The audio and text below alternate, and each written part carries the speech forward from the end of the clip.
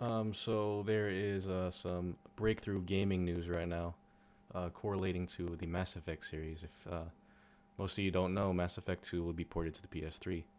I'm extremely excited for this. PlayStation owners will now be able to get a hold of playing Mass Effect, one of my most favorite video games, probably of all time, and it will probably run smoother on the PS3 too. Despite it running smoothly on the 360, I can imagine that it will run smoother on the PS3. A lot less loading times, a lot less freezing frequencies in which you're running around. All of a sudden, you see a loading text in the middle of the screen. You're just kind of standing there. So yeah, I'm very excited. This will help the gaming community as a total. But from a marketing standpoint, I really don't understand why Microsoft didn't make this an exclusive for their system. Now, I don't know the ins and outs, and I don't work for Microsoft, nor do I work for Bioware. Um, to me, it would be intelligent to keep this game exclusive, uh, considering how successful it was.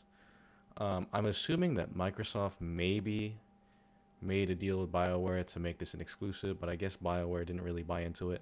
I really don't know the ins and outs. If Microsoft did not even make an attempt to make this an Microsoft Xbox exclusive only and license it for the Microsoft Xbox 360, I'll be heavily disappointed. But if they do, I mean, it's understandable from BioWare's standpoint to decline it at the same token. If you put it on a system like the PS3, you're only making more money. Hopefully they don't port it to the freaking Wii or DS or something like that, because then they're just selling out. No offense to the Wii or DS, I think they're fantastic systems. It's just they're not strong enough to run Mass Effect, obviously. Not even the PSP, I don't think. So yeah, from that standpoint, it is kind of awkward. It's also announced that they won't be porting Mass Effect 1 to the PS3, which is very confusing to me. If you're gonna be introducing a trilogy to a different console, you need to have the whole trilogy there. For those of you who haven't played Mass Effect 1 or Mass Effect 2, those two games are very closely correlated to each other. And even though Mass Effect 2 gives you an option to somewhat play through Mass Effect 1 within 10 minutes, it still doesn't. You don't still don't have the full control like you do when you play Mass Effect 1 and port your character over to Mass Effect 2. Um, so, in my opinion, I think this is very good for the gaming community. Not very good for Microsoft. Very good for BioWare. For the PS3 owners, it is very good, but I would be heavily disappointed.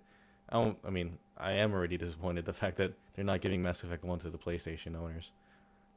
So I really don't understand the concept behind that. I don't know if they're lazy or if Microsoft has the rights to Mass Effect 1 and Mass Effect 2. I don't know how that works out. All I know is maybe this was a long time coming. BioWare did play around with the fact of making games for PlayStation with Dragon Age Origins.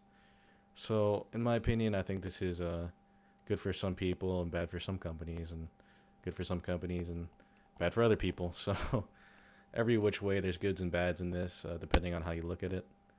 I'm not going to look at it from a fanboy standpoint because, honestly, all I just care about is how the gaming community is. I mean, PS3 owners, Wii owners, Xbox owners, we're all gamers. I mean, just because you're in a specific system doesn't mean you specifically game for that system. I mean, don't restrict yourself just to certain consoles. And I'm getting off topic here, so I better end this.